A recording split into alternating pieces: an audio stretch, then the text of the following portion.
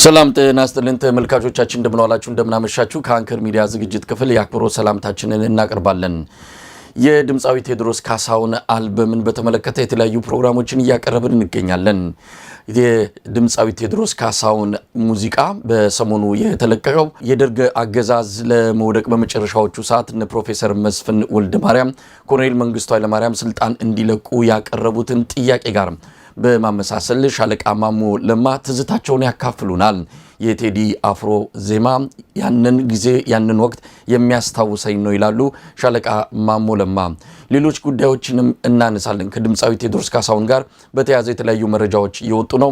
ድምጻዊ ቴዎድሮስ ካሳሁን የቅርብ ጓደኛ እንደዚሁም ምክትል ማናጀሩ ሁለት ግለሰቦች መታሰራቸው ታውቋል። ያሉበት ቦታ የት እንደሆነ እስካሁን ለቤተሰብም መረጃው እንደሌለ ነው የሰማነው። በቴዲ አፍሮ አካባቢ መኖሪያ ቤቱ እንደዚሁ የመንግስት የጸጥታና የደህንነት ኃይሎች እያንዣበቡ እንዳለም እየተገለጸ ይገኛል። ዓለም አቀፉ ማህበረሰብ በቴዲ አፍሮ ጉዳይ ላይ አገዛዙ ምንም አይነት እርምጃ እንዳይወስድ ከወዲሁ ጫና መፍጠር መጀመራቸውም እየተነገረ ነው።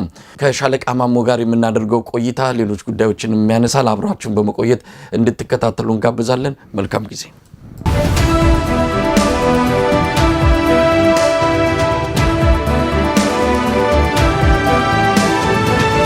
ጤና ይስጥልን ሻለቃ ማሞ። ጤና ይስጥልኝ መሳይ፣ እንደምን አለ? እንደምን ከረምክ? በጣም ነው የማመሰግነው ሻለቃ ማሞ ለማ። የወታደራዊ ጉዳዮች ባለሙያ ኖት። እንግዲህ በተለያዩ የወታደራዊ ጉዳዮች ላይ በርካታ እውቀቶችን የተለያዩ ትንታኔዎችን ሲሰጡን ቆይተዋል። ዛሬ አንድ ታሪክ ላስታውስ ፈልጋለሁ ብለውኛል። በተለይ የመጨረሻዎቹ የደርግ ዘመናት ላይ እነ ፕሮፌሰር መስፍን ወልደማርያም ኮሎኔል መንግስቱ ስልጣን እንዲለቁ የጠየቁበትን ወቅት የሚያስታውስ ነው። የድምጻዊ ቴዎድሮስ ካሳሁን የሰሞኑ ዳስጠል በሚል በአልበም ደረጃ ደግሞ ኢቶሪካ በሚል የወጣው አልበም ወደሱ እመጣለሁ። ምናልባት ከሙዚቃ አንጻር ያሉትንም ስሜት ሊገልጹልኝ ይችላሉ። ሙዚቃ ምን ያህል ኃያል ጉልበት እንዳለው እየተረዳን ነው። ስንቱ ፖለቲከኛ፣ ስንቱ አክቲቪስት፣ ጋዜጠኛም እንደው ብዙ ሙከራ ያደርጋሉ አገዛዞች ላይ ጫና ለመፍጠር። ነገር ግን በአንድ ሳምንት ውስጥ በአብይ አገዛዝ ላይ የተፈጠረው ጫና በሙዚቃ ምን ያህል የሙዚቃን ኃያልነት የሚያሳይ ነው። ወደዛ እመጣለሁ። ግን እንደው በአጠቃላይ ሻለቃ ማሞ ኢትዮጵያ ምን ላይ ነው ያለችው? እንዴት ተከታተሏት? ከተገናኘን 1-3 ሳምንት ያልፈናል። ስለዚህ ብዙ ነገሮች ሆነዋል። ኢትዮጵያ ወደ ቁልቁለት እንጂ ወደ ተሻለ ነገር እየመጣች አይደለም። የሚሰማው ነገር ሁሉ ጥሩ ነገሮች አይደሉም። ያሳዝናል። ለማንኛውም ኢትዮጵያ ያለችበትን ወቅታዊ ሁኔታ እንዴት እየተከታተሉት ነው? አመሰግናለሁ መሳይ። ያው ሁሉም ሀገሩን እንደሚወድ ህዝብ ወገን እንዳለው ሰው እዚህ በርቀት ብንገኝም የምንገኝበት ዓለም ምናልባት የተመቻቸ ቢሆንም እንደው ምናልባት የሌሎች ሀገር ዜጎች ሀገራቸውን ይወዳሉ፣ ያስታውሳሉ። በተለይ እዛ ተወልደው ያደጉት። ግን እንደው የኛ የተለየ ይመስለኛል። አንዳንድ ጊዜም እንደው ራሳችንን እስከምንጠይቅ ድረስ አይምሮአችን እረፍት የለውም ስለ ሀገራችን ስናስብና መርሳት አንችልም። አይምሮአችንም እረፍት ማግኘት አይችልም። በጣም የሚገርመኝ እሱ ነውና ጓደኞቻችንም ቤተሰቦቻችንም ሁሉ ጊዜ ስለ ሀገራችን እንነጋገራለን፣ እንከታተላለን እና እንዳልከው የሀገራችን ሁኔታ በጣም በሚያሳዝን ሁኔታ ብዙ ነገር፣ ብዙ ብልሽት፣ ብዙ ውድቀት፣ ብዙ ሰቆቃ፣ ድህነት ከምንም በላይ በጦርነት ጊዜ ድህነት የታወቀ ነገር ነው። ግን የዚህ ዘመኑ 30 ዓመት ጦርነት ተካሂዷል። በዛ ውስጥ ነው ወደ 20 ዓመት እንግዲህ በውትድርና ዓለም ነበርኩ እና የድህነት ደረጃው በዚህ ደረጃ የደረሰበት ችግሩም የጦርነቱም ስፋት እንደገና ደግሞ ጦርነቱ ራሱ ምንም አይነት እንትን የሌለው ስሜት የማይሰጥ እልህ ማሲዝ እንደ እርስ በርስ የመጠፋፋት የሆነ ጦርነት እና ሊደርሺፕ ከባሰ ወደ ከከፋ ወደ ባሰ የከፋ እየተሸጋገረ እና ሀገሪቷስ እንትን አልባ ህግ አልባ ሆና ፍትህ አይደለም እኮ አሁን ኢትዮጵያ ውስጥ ፍትህ ነፃነት ሳይሆን ህግ ራሱ የለም። ህግ ራሱ ህግ አስከባሪም ህግም የለም እና በየቦታው የሚደርሰው እዚህ ቦታ ነው እዛ ቦታ ነው የሚባል ነገር የለም። ከጫፍ እስከ ጫፍ ከሰሜን እስከ ደቡብ ከምስራቅ እስከ ምዕራብ ያለው ክልል ያንዱ ሻል ይላል ያንዱ የባሰ ነው ይባል ካልሆነ በስተቀር በጣም በሚያሳዝን ሁኔታ ነው ያለችው ሀገራችን። ህዝባችን ደግሞ የዕለት ከዕለት ጉርሱን እንኳን መሸፈን አቅቶት በድህነት አረንቋ ውስጥ ከቀን ወደ ቀን እየዘቀጠ ችግር በችግር ሆኗል። ከዚህም ሆኖ እርዳታም ረድቶ ማዳረስ አልተቻለም። ስንቱን ታዳርሳለህ? ለስንቱስ ትሆናለህ? እና በጣም በሚያሳዝን ሁኔታ ደግሞ ያለው መንግስታዊ ስርዓቱ ደግሞ ከአንዱም ስተት የማይማር ካለፈ ስተት የማይማር ከራሱም ስተት የማይማር ራሳቸው በሚሄዱበት መንገድ ካልሆነ በስተቀር ራሳቸው የሚያዩት ካልሆነ በስተቀር ሌላው የማያዩን ጠቅላላ የሚሰማውን የማይሰሙ የሚያዩን የማያዩ ናቸው። እንደ ወታደር ደግሞ ወታደሩ ያለበት ሁኔታ እኔ አብዛኛው የወታደሩ ክፍል ይሰማኛል። ምንም እርባና በሌለው ጦርነት ውስጥ ወገኖቹን የገዛ ወገኑን እንዲገድል እየተደረገ በገዛ ወገኑ እየተገደለ አካለ ጎዶሎ እየሆነ እሱም የራሱን ወገን አካለ ጎዶሎ እያደረገ ደም እያፈሰሰ የራሱም ደም እየፈሰሰ በገዛ ወገኑ እንዴ ቀጥሎ ከማን ጋር ሊኖር ነው? ይሄ ሰራዊት ከማን ጋር ሊያኖሩት ነው? እንደዚህ ከሰው ከሀገሪቷ ህዝብ ጋር ሁሉ አባልተው አጫርሰው እንደው ይሄ ሁሉ ዘመዱ ያልሞተበት የለም። በጦርነት በቀጥታ ጦርነት ተሳታፊነትም ይሁን ጦርነት በተነሳ ጊዜ ሁሉ ደግሞ የጦርነት ሰለባ የሚሆነው 3 እጥፍ ሰላማዊ ህዝብ ነውና እንኳን እንደዚህ አይነት ስርዓት በሌለው በዲሲፕሊን ባልታነጸ በሚገባ ባልሰለጠነ ሰራዊትና የዘር ፖለቲካ ናላውን ባዞረው የጦር ክፍል ቀርቶ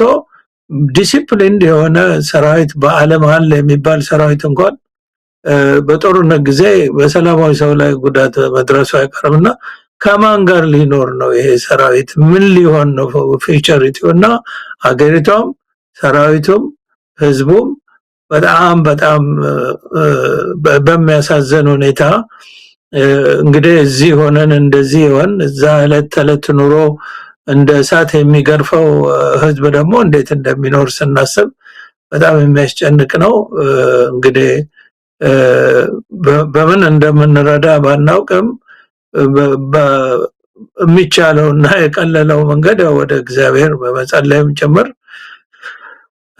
እንደገና ደግሞ በአቅማችን የምናደርገውም ነገር ካለ ከማድረግ በስተቀር የሀገራችን ነገር ከድጡ ወደ ማጡ ነው እየሄደ የሚታየውና በጣም ያሳዝናል። መሳይ ይሄን ነው የምለው። ሻለቃ ማሞ ምናልባት የኢትዮጵያን ወቅታዊ ሁኔታ ስናነሳ አንዳንድ መረጃዎችን በዚህ አጋጣሚ ለተመልካቾች ለማካፈል ያህል ነው። እንግዲህ በትግራይ ያለው ሁኔታ ዳግም ጦርነት ሊቀሰቀስ የሚችልበት እድል ሰፊ እንደሆነ እየተነገረ ነው። የህወሓት አስተዳደር ከዚህ በፊት በህገ ወጥ የተባለውን ምርጫ በዛ የተመረጡ የምክር ቤት አባላት ወደ ስራቸው እንዲገቡና ያ ህገ ወጥ የተባለው መዋቅር ወይም ምክር ቤት ወደ መንግስትን ወደ ማስተዳደር የክልሉ መንግስት ወደ ማስተዳደር እንዲገባ ውሳኔ መወሰኑ ተሰምቷል። ይህ ደግሞ ከፍተኛ ውዝግብ ፈጥሯል። የፕሪቶሪያም ስምምነት ሙሉ በሙሉ የሚጥስ ነው የሚል ከዚህም ከዛም መካሰሱ በርክቶ ያለበት ወቅት ላይ ያለ ነው። ያ ወደ ጦርነት ያመራል በሚል የትግራይ ተወላጆች ከተለያዩ የትግራይ አካባቢዎች ወደ አማራ ክልል፣ ወደ ኤርትራ፣ ወደ አፋር፣ ወደ መሀል ሀገር እየተሰደዱ እንዳለም ነው የምንሰማው። የተባበሩት አረብ ኤሚሬትስ ከአሜሪካ እርዳታ መጠየቋ ደግሞ የበለጠ የአብይ አህመድን የወደፊት የጦርነት የማካሄድ አቅም ያሽመደምደዋል ተብሎ ነው የሚጠበቀው። የተባበሩት አረብ ኤሚሬትስ ለራሷ መሆን የማትችልበት ጊዜ ላይ ደረሰች ይመስላል። ሰሞኑን የወጣው መረጃ እንደሚያሳየው በጦርነቱ በደረሰባት ከፍተኛ ኪሳራ የተነሳ ወደፊት ኢኮኖሚዋን ለማነቃቃት ከአሜሪካ ድጋፍ እንደምትፈልግ ነው የተገለጸው። አሜሪካንም ለዚህ ቅድመ ሁኔታ ይዛ መምጣቷም እየተሰማ ይገኛል። በተለያዩ የኢትዮጵያ አካባቢዎች አሁንም የአብይ አህመድ አገዛዝ ከፍተኛ የሆነ ጥቃት እየፈጸመ ነው። በተለይ በሰላማዊ ዜጎች ላይ በአማራና በኦሮሚያ ክልል ይህንኑ አጠናክሮ ቀጥሏል። እነዚህን መረጃዎች ካስቀደምኩኝ ወደ ዕለቱ ዋና አጀንዳ እመጣለሁ። የድምፃዊ ቴዎድሮስ ካሳሁን አልበም እንግዲህ መነጋገሪያ ሆኗል። ዛሬ 7ኛ ቀኑ ነው። እስካሁን ባለው መረጃ ከ100 ሚሊዮን በላይ ሰዎች ናቸው በዩቲዩብ እየተከታተሉት። ትልቅ ንቅናቄን የፈጠረው በአሁኑ ወቅት አገዛዙ በየትኛውም ሀገር ውስጥ በሚገኝ ሬዲዮ ጣቢያ፣ በየትኛውም ቴሌቪዥን ጣቢያ፣ የትኛውም መገናኛ ብዙሃን የቴዲ አፍሮን ዘፈኖች እንዳያጫውቱ ክልከላ ማድረጉን ነው የተሰማው። ሙዚቃውን የከፈቱ የተለያዩ መሽታ ቤቶች እንደዚሁም ጭፈራ ቤቶች አንዳንድ መዝናኛ ቦታዎች በሙሉ እንዳያሰሙ ገደብ ክልከላ መደረጉ ተሰምቷል። በግላቸው የሚያዳምጡትም እየታፈሱ ነው። ዛሬ እንኳን በርካታ ወጣቶች በአዲስ አበባ መታሰራቸውን ሰምተናል። እንግዲህ ሻለቃ ማሞ የቴዎድሮስ አልበም የደርግ መንግስትን የመጨረሻውን ሰዓት ያስታውሰኛል። በተለይ ፕሮፌሰር መስፍን ወልደ ማርያም ስልጣን ልቀቁ ብለው ኮሎኔሉን የጠየቁበትን ጊዜ ያስታውሰኛል ብለውኝ ነበረ። እሱን እመጣበታለሁ። እንደው ሙዚቃ ይወዳሉ ሻለቃ ማሞ?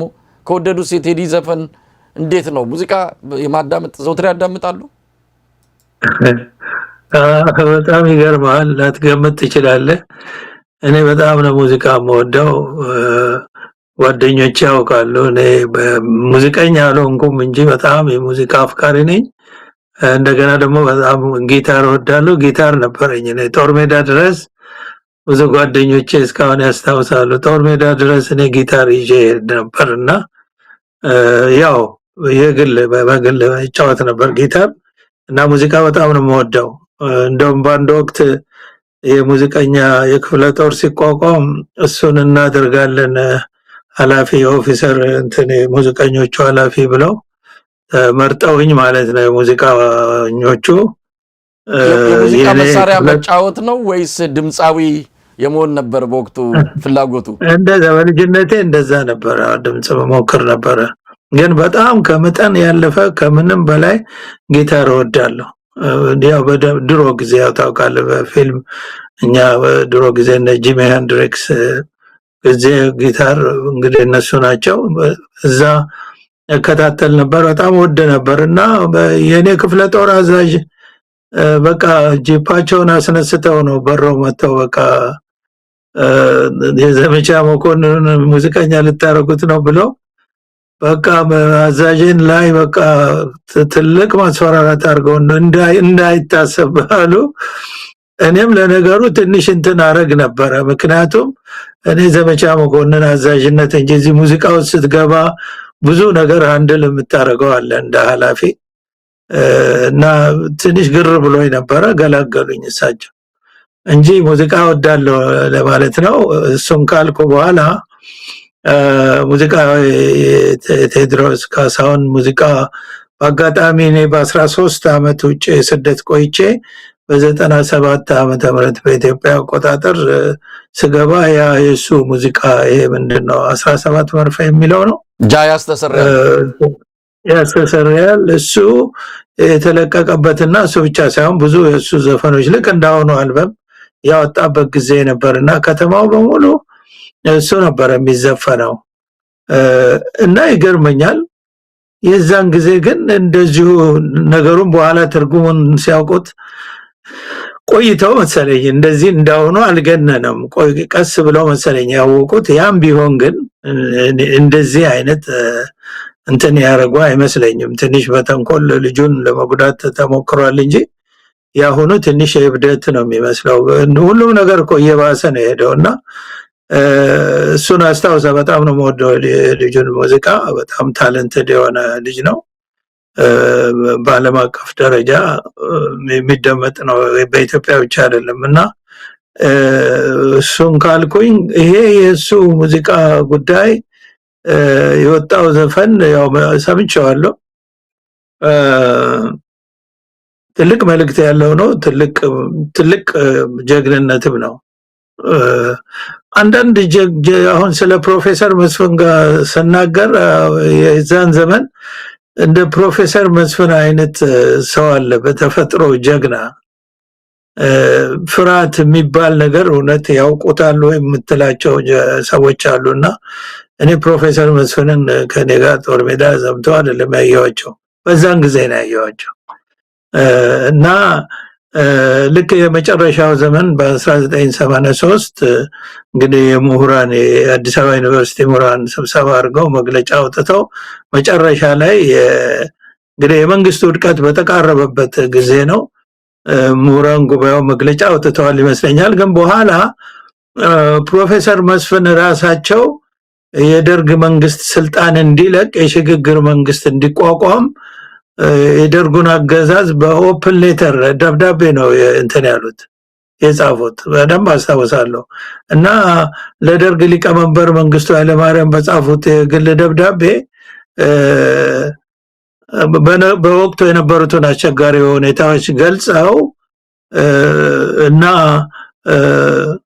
መንግስት የሽግግር መንግስት እንዲያቋቁም ስልጣናቸውን ለቀው የሽግግር መንግስት እንዲቋቋም በማስገንዘብ ነበርና ይሄንን ምክንያት አድርገው የገለጹትም ሀገሪቱ ወደ ባሰ ደም መፋሰስ እንዳትገባና የሀገሪቱ አንድነት እንዳይፈርስ በሚል ነው እንግዲህ ይሄንን ያደረጉት። በሚገርም ሁኔታ ይሄ ደብዳቤ ከፕሮፌሰር መስፍን ፎቶ ጋር በአዲስ ዘመን ጋዜጣ ላይ ወጥቶ በሚዲያ መልእክቱ ተላልፎ ነበር። የሚገርም ነገር ነው አሁን ሳስበው። እኔ አስታውሳለሁ ፎቶአቸውን የሚያየሁት በስም አውቃቸዋለሁ ሰማለሁ። እኔ አዲስ አበባ ዩኒቨርሲቲ ያልተማርኩ እና ግን በፎቶ በትክክል ያየኋቸው ያን ጊዜ ነው እና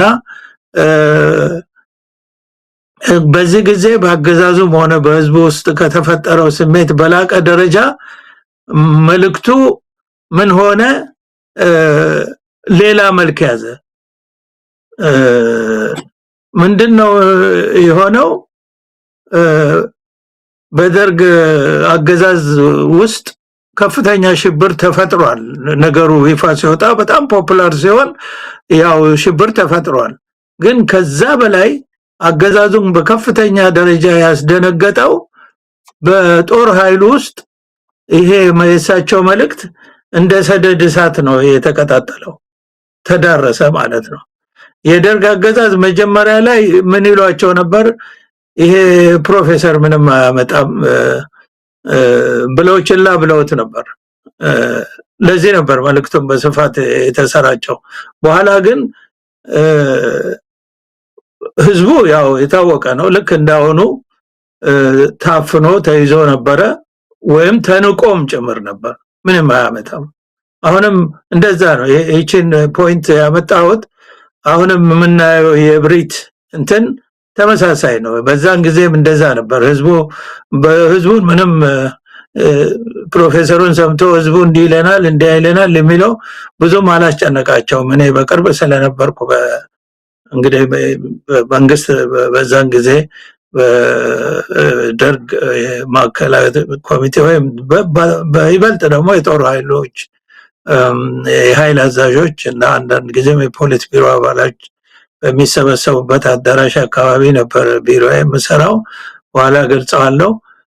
በኋላ ግን የደርግ ባለስልጣናት መልእክቱ በጦር ኃይል ውስጥ የፈጠረውን ሁኔታ በመስማት ሲጀምሩ ሰራዊቱ ስልጣናቸውን ለቃችሁ ጦርነቱን አስቆሙ በማለት አልዋጋም እንደሚላቸው ሲገምቱ ትልቅ ብርክ ነው የተፈጠረው።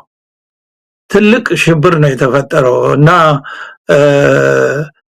ይሄ በደርግ አገዛዝ ባለስልጣናት በኩል ሲሆን በሌላ በኩል ደግሞ በጣም በሚገርም ሁኔታ በህዝቡ ጨካኙ በዛ ወቅት ጨካኙ መንግስቱ ኃይለማርያም ፕሮፌሰሩን ይገላቸው ይሆናል በማለት ጭንቀት ውስጥ ገብቶ ነበር እና አዲስ አበባ ጭንቅንቅ ብላ ነበር በዛን ጊዜ። በጣም ብዙ ሰው የሚነጋገረው ይሄንኑ ነው። ከዚህ አልፎም እንደውም ፕሮፌሰሩን ደርግ እንዳይገላቸው በራሳቸው ፍቃድ የአካባቢው ሰዎች ሮንድ ይዞሩ ነበር በእሳቸው ቤት አካባቢ። ቤታቸው ፒያሳ ከዚህ ሄንሪኮ ከሚባለው ኬክ ቤት ጀርባ ነው። የሆነ ፍላት ውስጥ ነው የሚኖሩት እና ሰው ራሱ ሮንድ ይዞር ነበር እና በዚህ ወቅት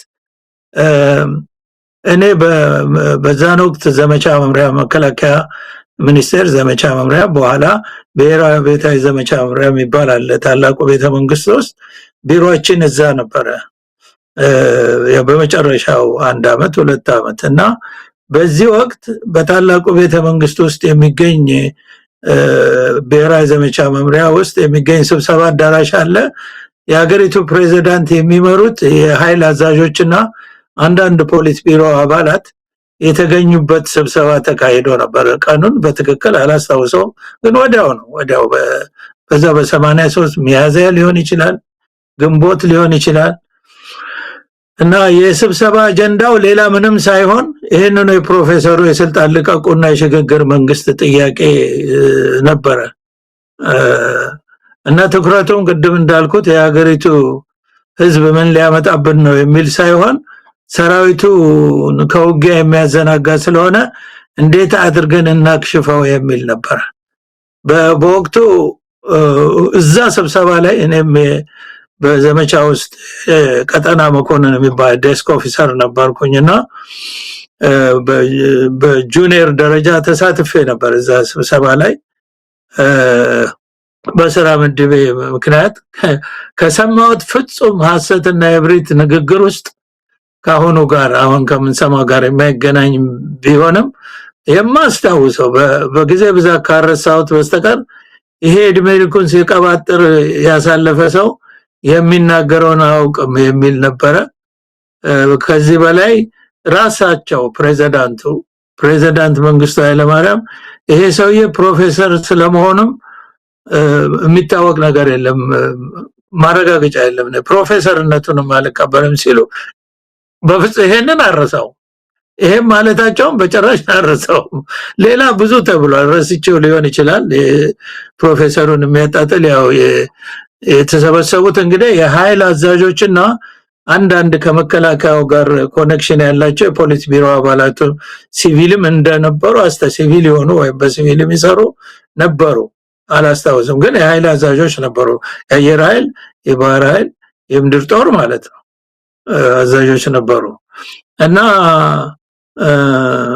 ፕሮፌሰርነቱን የሚያውቅ የኢምፔሪያሊስት ተላላኪ እንግዲህ እሳቸው አሜሪካን ሀገር ተምረዋል በሚል ይከሷቸው ይሰድቧቸው እንትን ይሏቸው ነበር በብሬት በዚህ ስብሰባ ላይ ከተገኙት ውስጥ በእድሜም ሆነ በስልጣን ትንሹ እኔና አንድ ሌላ ደግሞ የቀጠና መኮንን እንደዚህ ዴስክ ኦፊሰር አለ ሻለቃ ወይ ሻምበል ነው መሰለኝ ነበረና እውነት ለመናገር ከሆነ ይሄ ሁሉ ነገር ሲነራከስ እኔም ውስጥ እሱም ውስጥ እዛውጣ እንግዲህ ከስልጣን ጋር ያልተነካካ ነው ወይም ደግሞ በስልጣን አይምሮአችን ያልሰከረ ማለት ነው በሳን ጊዜ በእድሜም ወጣቶች የሆነ አንጀታችን ነበር ያረረው ሰምተን ተነጋግረናል ልጁ ጋር ከዛ አልፈን ብዙ ነገር አምናትና ገርም መንግስት መቃወምህን ግን እናወራ ነበር እሱም አንጀቱ አሮ ነው ወጣው እኔም አንጀቴ አሮ ነው ወጣው እነዚህ ሽማግሌዎች እነዚህ አረመኔ በተለይ ፕሬዝዳንቱ እነዛን 12 ጀነራሎች በመፈንቅለ መንግስት ታስረው እነሱን ከጨረሱ በኋላ ከገደለ በኋላ ሁላችንም እኔ በበኩሌ ተለውጬ ነበር በቃ በተለይ ፕሬዝዳንቱ የመጨረሻ አረመኔ ሰው መሆናቸውን ያረጋገጡበት እነዛ ጀነራሎች ግድያ ነበር እና አሁን ደግሞ ይሄንን ሲሉ በጣም ነበር እንትን ያልነውና ቁጭትና ንዴት ውስጥ የገባ ነው እንግዲህ ምንድነው ቅዱ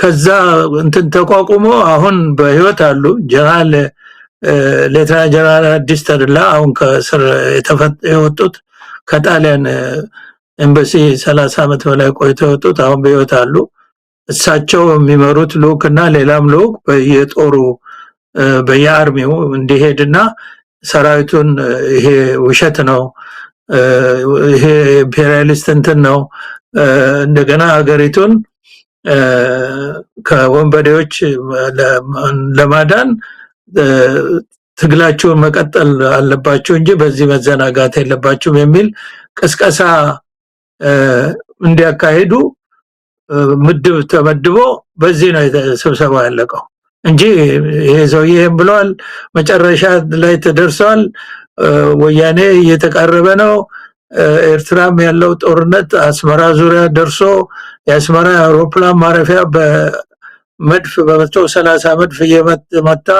በዛች አንድ ራንዌይ ነው ለ200,000 የሚጠጋ ሰራዊት ቀለብ ነዳጅ መድኃኒት የሚደርሰው የመጨረሻው ላይ እኮ ተደርሶ እንኳን እንግዲህ አምባገነኖች ትንሽ ሸብረክ ለማለት አይፈልጉም።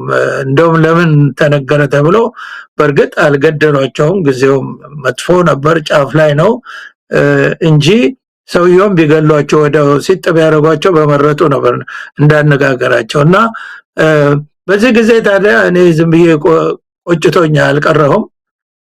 እኚህም ፕሮፌሰር ለማግኘት ጥረት አድርጌ በጣም በጣም አስቸጋሪ ነው። እኔ ምንም ኮኔክሽን ስለሌለኝ ግን ቀንቶኝ አንድ በዘመድ አስተማሪ ይህን ማነሳው እንደው ይህን ሰራው ለማለት ሳይሆን የእሳቸውን እንትን ለመናገር ነው። እና ተሳካልኝና አገኘው ዘመድ እንገናኝ አገናኘኝ። ስልክ ደወለ ሻለቃ ማሞ ያንደው ስራ ላይ ያለው ነው። በጣም በጣም በጣም ከፍተኛ ሪስክ።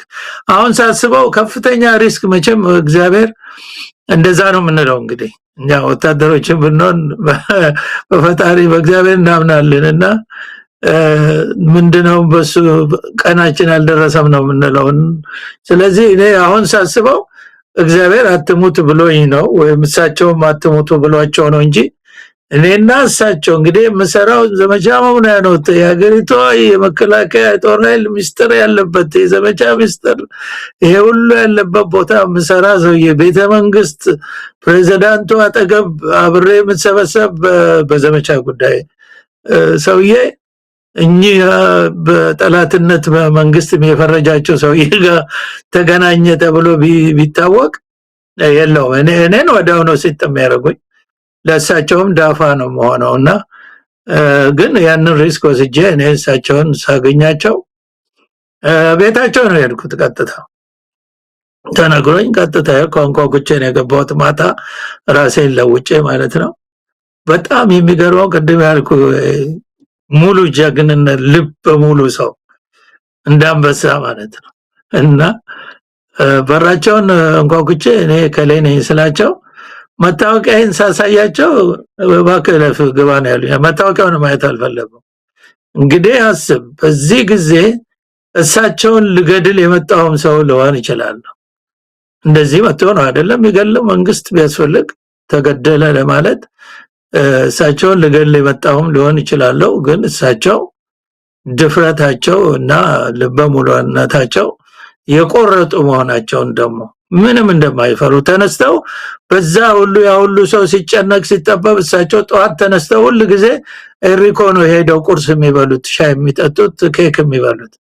እንደዛ ምድሪቷ እኮ ቀውጥ ይሆናለች። ዛሬ ገደሏቸው ነገ ገደሏቸው እየተባለ እና አገኘዋቸው። በጣም ብዙ ነገር ዶልተን ነበረ።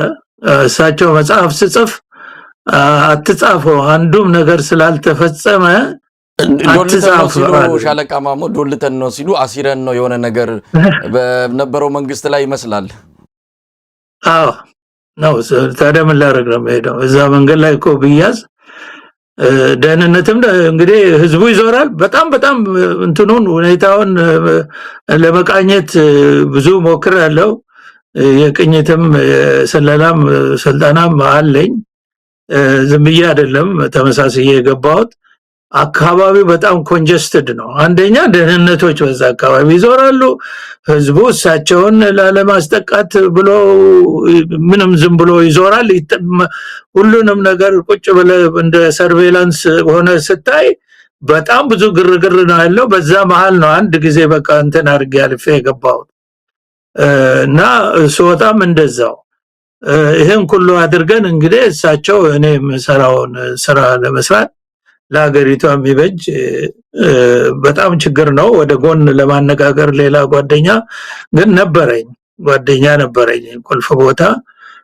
እሳቸውም በዚሁ በዲፕሎማሲው በእሳቸው ኢንፍሉዌንሻል ናቸው ኢንተርናሽናሊም። እኛ ምንም አይነት ግንኙነት ኮኔክሽን የለንም ኢንተርናሽናሊ። እና ይሄን ለማሳካት ጥረት አድርገን ነበር። የተሳካ ነገር የለም። እኛም ተርፈን ታሪኩ ግን በጣም ብዙ የሚጻፍ ነገር ያለው ቢሆንም የእሳቸው ድፍረት የእሳቸው ልበ ሙሉነት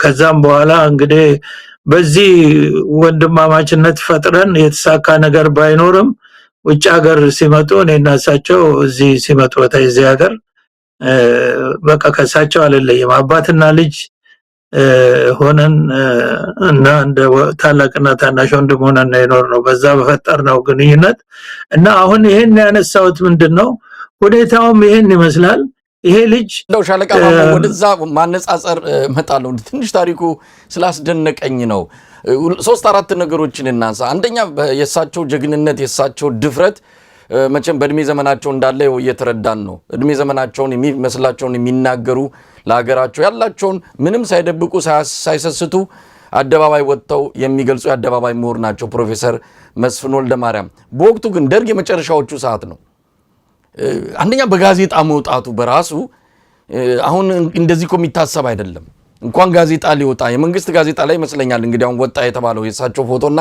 መልእክታቸው የሚታሰብም አይደለም ሁለተኛ ህዝቡ እንዴት ነው የጠበቃቸው ያ አስፈሪ ጊዜ ነው ደርግ የሚታሰብ አይደለም የደርግ መዳከምን አይቶ ነው ሰው በሳቸው ዙሪያ ወዳሁንም ስለምንመጣ ነው አሁንም ቴዲ አፍሮን ለመጠበቅ የሚደረግ ሙከራ እንዳለ እናውቃለን ህዝቡ ዝም አላለም እንደው ይሄንን ነገር እንዴት አደረገ በወቅቱ የነበረው ሁኔታ ቢነግሩን ያ በጣም አስፈሪ ተብሎ እንደ ጭራቅ ሲሳል የነበረው ደርግ በዚህ ደረጃ ሳቸውን አልነካም አላሰረም አልገደለም ምንም ጫፋቸው ዝምባቸውንም አልነካም የሚገርም ታሪክ ነው የሚገርም ነው እና የዛን ጊዜ መቼም እሳት ሆኗል አዲስ አበባ ህዝቡ ይገላቸዋል ብሎ አምኗል በቃ ልክ አሁን እንደሚባለው አሁን እንኳን ያስራል ነው በዛው ደግሞ በተንኮል ያጠፋል ነው የዛን ጊዜ ቀጥታ ግድያም ነበርና ህዝቡ ተጨንቆ ግን ያው ነው ብዙ ጊዜ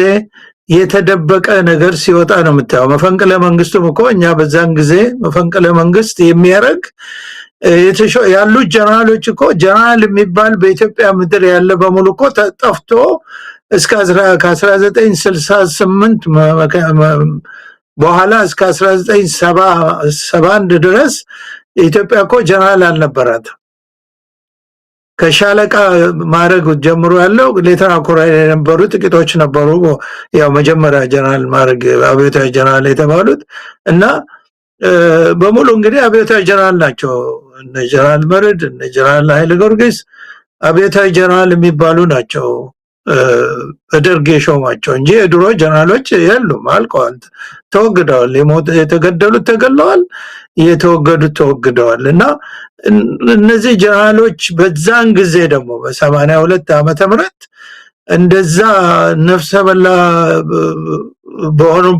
በሆነበት ጊዜ ደርግ በተለይ ደግሞ ፕሬዝዳንቱ ጀነራል ታሪኩን ከተገደሉ በኋላ የመፈንቅለ መንግስት ይሆናል ብሎ ማሰብ እነዚህ ሰዎች መፈንቅለ እድሜያቸውም ሄደዋል ያን ጊዜኛ ስናይ ማለት በእኛ አይን እነሱ ሽማግሌዎች መቼም በሰፈሩ ቆልና በሰፈር አይቀርም እኛም እንደዚህ አርጅተን እንደርስበት ይርጅናል እነሱ በጣም ሽማግሌዎች አርገን ነበር ምንቆጥራቸው በቃ አቅመ ቢሶች ግን ባይገርም 50 ሚድ 50 ናቸው 55 56 60 የደረሰ የለም እነዛ ጀነራሎች በሙሉ ወጣቶች ነበሩ ማለት ነው አሁን ምሳሌው እና እነሱ ይሄን ያረጋሉ ብሎ ይሄን ልብ አለ ወይ በደርግ ጀነራሎች መካከል ልብ ያለው ሰው አለ ወይ ይሄን ሰንጥቆ ወጥቶ መፈንቅለ መንግስት የሚያደርግ ይባል ነበር ግን ያው ተፈጠረ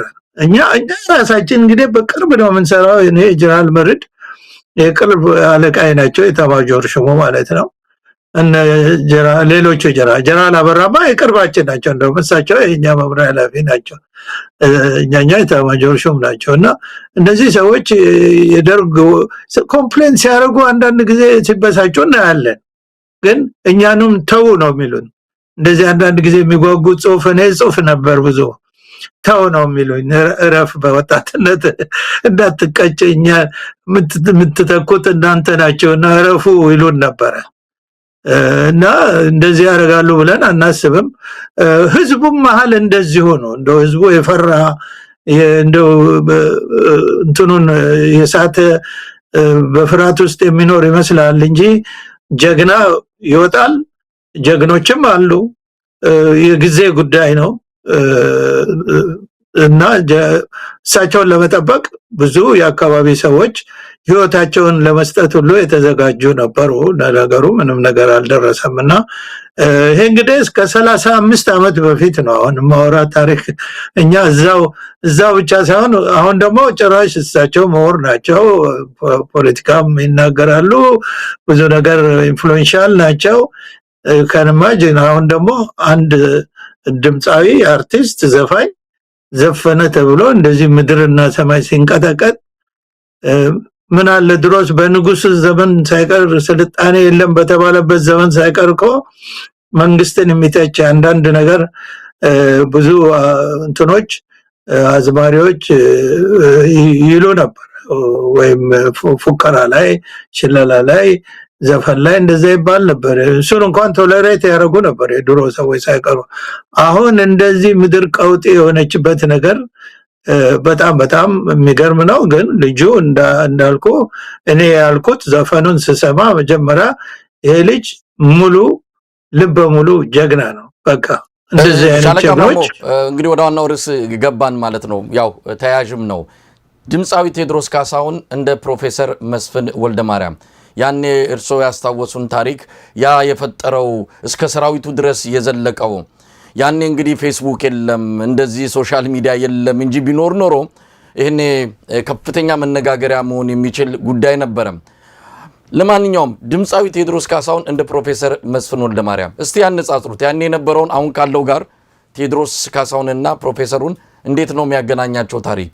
አንደኛ ዋናውና ትልቁ ነገር እኔ የሚያገናኛቸው አሁን ያልኩት ልበ ሙሉነታቸው ነው። ልበ ሙሉ ጀግኖች ናቸው። ጀግና ልበ ሙሉ ሰውና ትልቅ ልብ ያለው ሰው ጀግና የሚባለው እሱ ነው።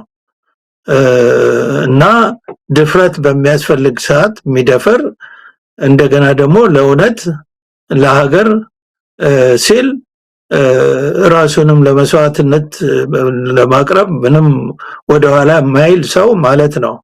እና ይሄ ልጅ ባለሙያ ነው፣ አርቲስት ነው፣ በጣም የተዋጣለት አርቲስት ነው።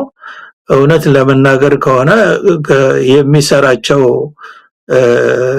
ሙዚቃዎች፣ ግጥሞች እና ድምፁ ሁሉ ነገር የተሟላለት አርቲስት ነው። ከዛ በላይ ጀግና ነው። እና ይሄ በታሪክ ትልቅ ቦታ የሚሰጠው ልጅ ነው። ለማንም በሚገባ መንገድ የሀገሩን ችግር በጣም ባጭር ስንኞች ትልቅ መጽሐፍ ማይሸፍነውን ነገር አውጥቶ የተናገረ ልጅ ነው። እንደገና ደግሞ ሀቅ ነው። እና ይሄ ያመሳስላቸው። እሳቸው ምሁር ናቸው።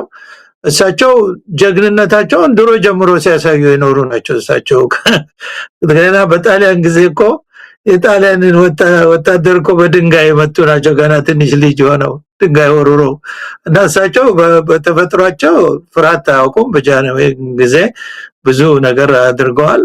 እንደዛ ተያይዞ የመጣ ነው።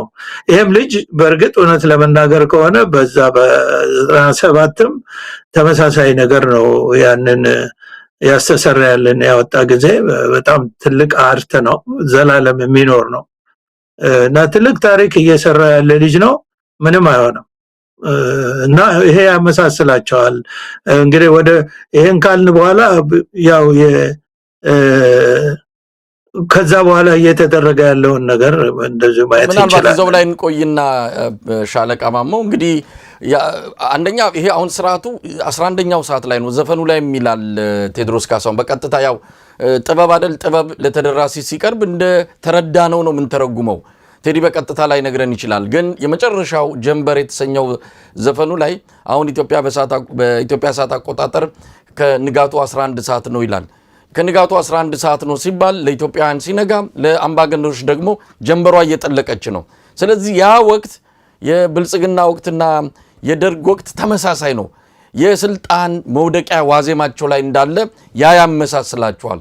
ሁለተኛ ድፍረታቸው ነው። ቀደም ሲልም እርሶም እንደገለጹት ልበሙሉነታቸው በአምባገነኖች ፊት የህዝብን ድምጽ ማሰማት በሙዚቃም ይሁን አሁን እሳቸው በምሁርነታቸው ያደረጉት ነገር ተመሳሳይ ነው። የህዝብ ልሳን መሆን እንዲህ እያለን አንድነታቸውንና መመሳሰላቸውን ልንገልጽ እንችላለን በሚል ነው እንደው በማለ ገባሁት። ልክ ነው። ይሄ እኔ ሁሉ ጊዜ በኢትዮጵያ ተስፋ አልቆርጥም። ኢትዮጵያን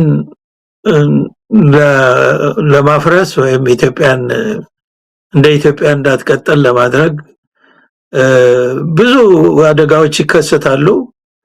ግን ብዙ ጊዜ የሚታደጓት ደግሞ ሰዎች አታጣም። አሁን ባለፈው እንግዲህ ያወራነው ከ35 በፊት አመት 35 አመት በፊት የፕሮፌሰርን ስናነሳ ሌላ ብዙ ነገሮች ተደርገዋል። ከዛ በኋላ ደግሞ አሁን የቅርብ ጊዜ የወያኔ ዘመን አለ። ወያኔ ያነሳው ጦርነት ጊዜ በጣም ትልቅ አደጋ ነበረ እና ደግሞ አሁንም ደግሞ በዚህ ወቅት ቀደም የዘረዘርናቸው ህዝቡ ላይና ሰራዊቱ ላይ እየደረሰ ያለው ነገር እውነት ለመናገር ከሆነ አሁንም ብዙ ሰው ትኩረት ያልሰጠው ነገር ቀደም እንዳልከው በእኛ ዘመን ከነበረው በ10 እና በ20 በ30 እጥፍ የኢንፎርሜሽን እንትኑ መድረሱ ያሁኑ ዘመን የተመቸ ነውና ሰራዊቱ ይሄ ነገር እንደውም ሰራዊቱ ውስጥ ነው ይበልጥ መሰማት መደመጥ። ሰራዊቱ ደግሞ ለራሴ ብሎ ነገሮችን ማሰብ ያለበት ጊዜ አሁን ነው። ምናልባትም እነሱ ይሄንን ተገንዝበው ከሆነም እንደዚህ በጣም የተሯሯጡት ትክክል ሊሆን ይችላል። ሰራዊቱ ውስጥ ነው ይሄ መልእክት በቀጥታ የሚሄደው። ቀደም እንዳልኩት በዚህ ደረጃ ነው ህዝብ ሰራዊቱን የሚመለከተው። በርስ በርስ ጦርነት ውስጥ በሚደርሰው ጉዳት ሁሉ ሰራዊቱም ተጎጂ ሆኖ እንደገና ደግሞ የህዝብ ጠላት ተደርጎ ያለው መንግስታዊ ሰራዊት መንግስታዊ ስርዓት ምንም አይነት ፖለቲካዊ መፍትሄ የሚሰጥ አይደለም። ከዚህ ይልቅ ጭራሽ እብሪታቸው እየጨመረ ህዝብን በተለያየ አጸያፊ ነገር እየፈረጁ የሚሳደቡ ሆነዋል አሁን ላይና ይሄ ሰራዊቱንም አብሮ ይዞ መቀመቅ የሚከት ነገር እንደሆነ ሰራዊቱ ይገነዘበዋል ብዬ በተለይ የዘር ፖለቲካው የሄደበት ሁኔታ አሁን እንደገና ደግሞ ይሄንን የሱን ዘፈን ምላሽ ለመስጠት ሲባል ወይም ደግሞ አሁን የሚደረገውን የትጥቅ ትግል ለመቋቋም ሲባል የሚነሳው የዘር ካርድ በመንግስት ባለስልጣናት በጠቅላይ ሚኒስትሩ ጭምር ይሄ አሁን የሚነገረው ነገር እኔ በጣም የሚገርመኝ ነገር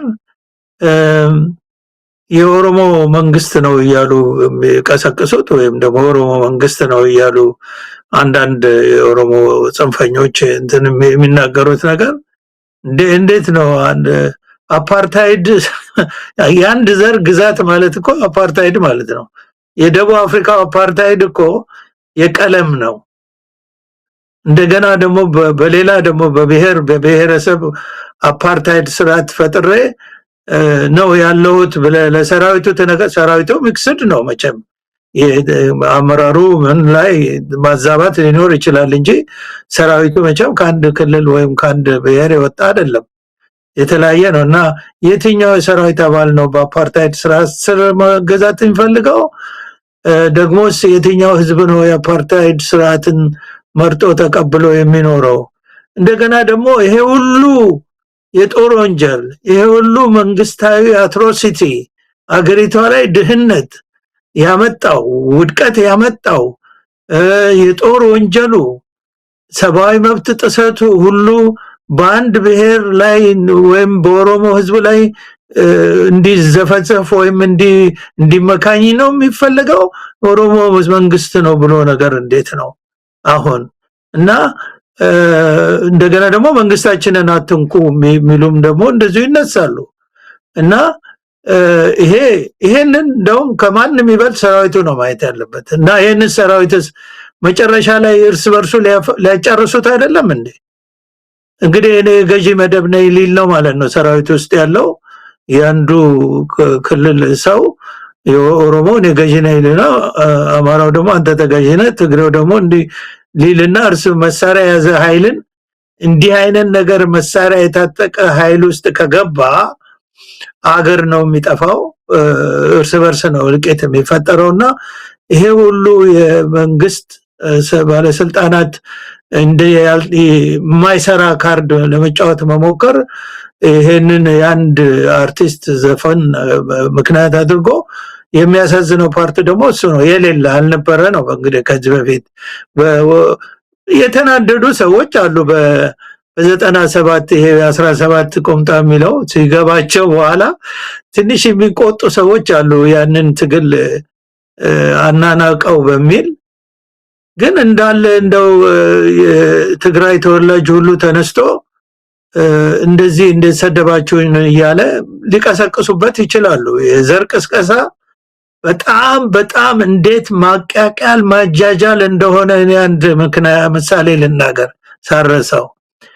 ወያኔ እንደገባ በቴሌቪዥን በሬዲዮ ቅስቀሳ ነበር። የሱ ካድሬዎች ስለ ዘር መጨቆን የዘር የእንዘር ጨቆኖ እንዲያደርጉ ስለ ሰንደቅ ዓላማን በማራከስ ለመቀየር ነበር ሰንደቅ ዓላማን ዓላማቸው።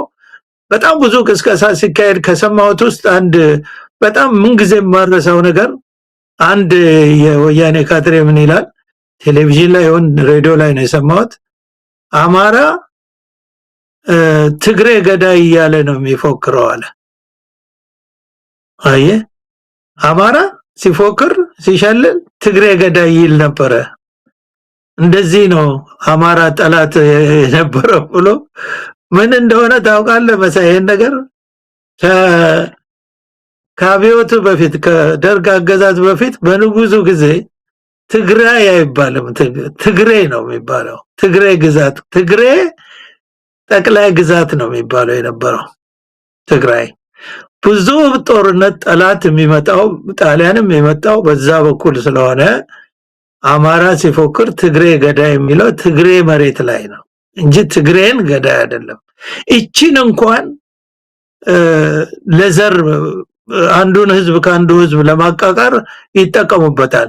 ይሄንን የሚሰማ ህዝብ ነው በጣም የሚጃጃለውና በጣም ታሪክን በታሪክ ተወቃሽ የሚሆነው ሳያጣራ በዘርን በዘር ላይ ለማስነሳት የሚደረግ በህዝብ ላይ ለማስነሳት የሚደረግ እስከሳል ዝም ብሎ እንዳለ እንደወረደ የሚቀበለው ህዝብ በታሪክም ላይ በአገርም ላይ ነው ትልቅ እንትን የሚፈጥረውና እስከዚህ ድረስ አሁን የተያዘው እንደዛ አይነት ማሞኘት ነው ለማለት ነው። መሳይ ሻለቃ ማሙን መጣበታለን። ከድምጻዊ ቴዎድሮስ ካሳሁን አልበም ጋር በተያዘ እነዚህ ጨዋታዎች ነበሩ። ያው ግን ይታወቃል የኦሮሞ ህዝብ እንደውም ስቃይና መከራ የተስተጋባበት ሙዚቃ ነው ብለው የኦሮሞ ልጆች ራሳቸው ከቴዲ አፍሮ ጎን የቆሙበትም ጊዜ ነው። አንዱ ተስፋ እሱ ነው።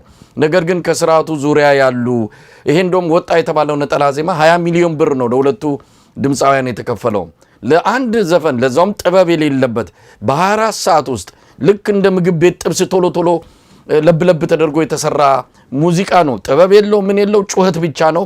የሽመልስ አብዲሳና የአብይ አህመድ ዲስኩሮች ወደ ግጥም ተቀይረው የቀረቡበት እውነት ለመናገር ጥላቻ ብቻ ያለበት ጩኸት የተስተጋባበት በማን ሙዚቃ እንደሆነ ራሳቸው የኦሮሞ ልጆችም በሰፊው የተቃወሙት ያለው ጉዳይ ነው። ወደሱ እንመጣለን። ምክንያቱም ወደ ኋላ ይወስደናል። እንዲህ አይነት ወደ አጼ ምኒልክ ዘመን ሄደው እንግዲህ ኢትዮጵያ ውስጥ ብዙ የታሪክ አረዳዶች አሉ። እሱን የታሪክ አረዳድ ወደፊት ቁጭ ተብሎ ኢትዮጵያን የኛ ስናረጋት ኢትዮጵያን ከእንደነዚህ አይነት አገዛዞች ነፃ አድርገን የራሳችን ስናረግ ታሪኩንም ሌሎች ነገሮች ተነጋግረን ኢትዮጵያን ከእንደገና ከፍ የምናረግበት ጊዜ ይመጣል። የዛን ጊዜ የምንነጋገረው ሆኖ ይህንን ነገር ግን አሁን የሚቆሰቁሱ ታሪኩ ይፈጸም አይፈጸም ሳይታወቅ አሁን ያልነበረን በዛ ዘመን የሌለን ትውልድ የዛ ዕዳ ከፋይ ለማድረግ ሂሳብ እናወራርዳለን ብለው በሰበሩን ቦታ እንሰብረዋለን እስከ ማለት ደርሰው የኢትዮጵያን ሕዝብ እያስጨነቁ ያሉ ያሁኑ ገዢዎች ናቸው። ለማንኛውም ወደ ፕሮፌሰር መስፍንና ቴዲ አፍሮ ንጽጽር ልምጣና አሁን እንግዲህ አብይ አህመድ ሙዚቃው እንዳይተላለፍ አድርጓል። በየትኛውም መስማት ኃጢአት እስኪመስል ድረስ ሰውን እያሳደደ እያሰረ ይገኛል። ያኔ እንኳን ፕሮፌሰር መስፍን ወልደ ማርያም ያንን ሲናገሩ በመንግስታዊ ጋዜጣ ላይ እስከ መውጣት የደረሰ ምንም ጫፋቸው አልተነካም። ኮሎኔል መንግስቱ ምናልባት በዛ ደረጃ ተናግረው ሊሆን ይችላል። አንዳንድ የስርዓቱ ሰዎች ተናግረው ሊሆን ይችላል። እሳቸው ግን ማንም ሳይነካቸው ሐሳባቸውን ገልጸው መልእክታቸውን አስተላልፈው ሰራዊቱን ድረስ የዘለቀ ትልቅ መልእክትን ያደረሱትና አሁን ግን ከባድ ነው። አሁን የዘር ፖለቲካ አለ። አብይ አህመድ የሚባል ኢትዮጵያን በቅጡ ማያቃት ድንገት መሰስ ብሎ ስልጣኑን ቤተ መንግስት ገብቶ ስልጣኑን እጁ ላይ ያስገባ አንድ ግለሰብ አለ። እሱ እጅ ላይ ወድቃለች ይህች ሀገር። ቴዎድሮስ ካሳሁን ያንን ነው ፊት ለፊት የተጋፈጠው። ወደ ንጽጽሩ ተመልሰን እንድንመጣ ብዬ ነው። እንግዲህ በጣም የሚያሳዝነው እኮ እኔ ብዙውን ጊዜ በምጽፈውም የኛ ሀገር ሁኔታ ከከፋ ወደ ከረፋ ብዬ አንድ ጊዜ ጽፌ ጓደኛዬ ምን ነው እንዴት ተማረርክ ብሎ ደውሎልኝ ነበረ። እና እኔ የመንግስት ስርዓትን ሳየው በቃ ከከፋ ወደ ከረፋ በቃ የባሰ ደረጃ እየሄደ ነው የመጣው። ከንጉሱ ጀምሮ እንዴት የንጉሱን ዘመን እኛ በንጉሱ ዘመን ዛሬ አንዳንድ ሰዎች ሲያወሩ እንደው በቃ ልክ በንጉሱ ዘመን በጣም ብዙ ጥሩ ነገር ለኢትዮጵያ ተሰርቷል። ብዙ ሰው ወደ ዘመናዊ ህይወት ወደ ትምህርት የገባው በሳቸው ዘመን ነው በንጉስ ዘመን። ግን ከዛ በኋላ ደግሞ ያረጀ ሲሄድ ስርዓቱ ዓለም እየተለወጠ ሲሄድ ከዛ ጋር መሄድ ያልቻለ ስለሆነ የፊውዳል ስርዓቱም የባለርስቱም ግፉም በጭሰኝነትም የደረሰውን ነገር አይተናል። እና ያ ነገር እንደው የሚል አይደለም። ግን በኋላ የደርግ ዘመን ሲመጣ የባሰ ሆነ። ከደርግ ዘመን የባሰ መጣም ሲባል የወያኔ ዘመን ጭራሽ ኢትዮጵያን የሚያጠፋ ሆነ። ግን በምንም ተአምር ከወያኔ አገዛዝ ዘመን የከፋ በተለይ በዘር በፖለቲካ አእምሯቸው የቀነጨረ ሰዎች ስልጣን ላይ ወጥተው ወደ ግራና ቀኝ ማሰብ የማይችሉ ከዘር ፖለቲካ ውጪ ምንም ነገር ማውቁ ጠቅላላ ከፋሽስታዊ ስርዓት ያልተለየ ነገር ሲመጣ በጣም የሚደንቅ ነበር። ግን ከዛ የከፋ ነገር ይመጣል ብሎ የጠበቀ ሳይኖር አሁን እኮ የከፋ ነገር ነው የመጣው። የከፋ ነገር የመጣው ምንድነው? በዚሁ በፈጠራ ትርክት ህዝብን ለህዝብ ለማጋጨት ቀንና ሌሊት የሚሰራ መሆኑ ነው። ያኔ እኮ ያኔ ያ ማይኖሪቲ ስለሆነ እንደገና ደግሞ ትጥቅ ትግል ስለገባ የሱን መንግስታዊ ስርዓትነት ተቀባይነት ለማስገኘት የሄደበት ጠባብ መንገድ ነው። አሁን ግን ያለምንም እንትን በህዝብ አመጽና መስዋዕትነት ለስልጣን የበቃ ኃይል እንደዚህ ከዛ የባሰ ይሆናል ተብሎ አይጠበቅም። እና የመጣው ነገር የከፋ የሆነ ነው የሄደው። እና አሁን በዚህ ጊዜ ይሄንን ልክ እንደ ዘፈኑ እንዳይዘፈን እንዳይሰማ ይበልጥ ነው የሚሰማው፣ ይበልጥ ነው የሚወደደው፣ ይበልጥ ነው ፖፑላር የሚሆነው። የማይቻል ነገር ነው እንደዚህ አይነት ነገር። አሁን ደግሞ ፍርሃትም አለ በጎን ቴስት ይመስለኛል። ያው ሙከራ ህዝቡ ምን ያደርጋል? አሁን ትናንሾቹን በዙሪያው ያሉትን ሰዎች በማሰር በማንገላታት የህዝቡን ሪአክሽን እንደዚህ ቴስት ማድረግ መሰለኝ አሁን የተያዘው። ምን ይፈጠራል? ከዛ በኋላ ደግሞ ምን እርምጃ ብንወስድ ምን ሊመጣ ይችላል የሚለውን ለማድረግ ሆነ ተብሎ የሚደረግ መሰለኝ አሁን በዙሪያው ያሉትን ልጆች ማሰርና ማንገላታት። ግን ይሄ መንግስትና ህዝብን ሆድና ጀርባ ነው። የባሰ ወደ መጨረሻው የሚገፋ ነው። እንግዲህ የመጨረሻው መጀመሪያ ይመስለኛል። ከአሁን በፊት ካየነው ልምዳችን ከታየው በሀገራችን ውስጥ ከታየው ይሄ የመጨረሻው መጀመሪያ ነው። ግን ዞሮ ህዝብ ሌላው ሞቶለት ሌላው ታግሎ በሌላው መስዋዕትነት ነፃ ወጣለ ሳይሆን ፍትህን ለማስፈን ነፃነትን ለማግኘት እያንዳንዱ ሰው መታገል፣ መስራት፣ መድከም፣ ሪስክ መውሰድ አለበት። አንድ ሰው ሪስክ ወሰደ ብሎ እንትን ማለት አይደለም። በህጋዊና ሰላማዊ ትግል የሚያካሂደው እንደ አሜሪካኖች እኮ አንድ ሁለት ሴት አይደለም ሴግሪጌሽን በአውቶቡስ ላይ አንድ ሴት አልነሳም ከመቀመጫ ብላ አይደለም። ከዛ እሷ አይደለችም እኮ እሷን እኮ አሰሯት። ከመቀመጫ ያለነሳውን በቅርቡ ነው የሞተችው ስሟን አላስታውስም ከመቀመጫ ልቀቂ ነጭ ሲመጣ ልቀቂ ስትባል አለቅም አለች ተማሪ ነው የነበረችው ሮዛ ፓርክስ ነች ሮዛ ፓርክስ ይባላልና እሷ እኮ አይደለችም ታዲያ እሷ እኮ ጀመረች እንጂ